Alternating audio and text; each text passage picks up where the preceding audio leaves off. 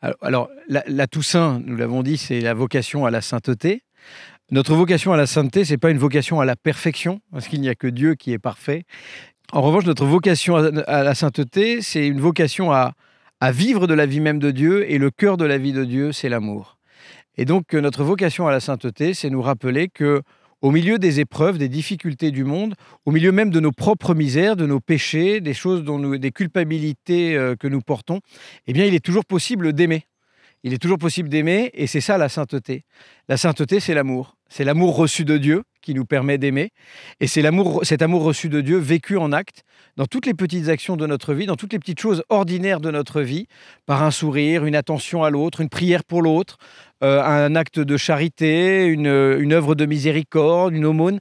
Vocation à la sainteté, ça veut dire vocation à l'amour. Et c'est Saint Pierre qui dit, la charité, c'est-à-dire l'amour, couvre une multitude de péchés.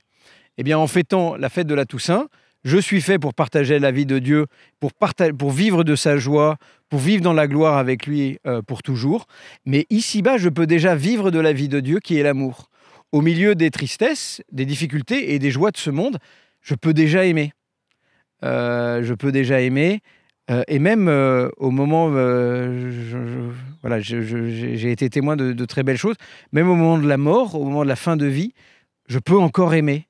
Et je peux découvrir que finalement, il n'y a que l'amour qui peut avoir le dernier mot sur la mort.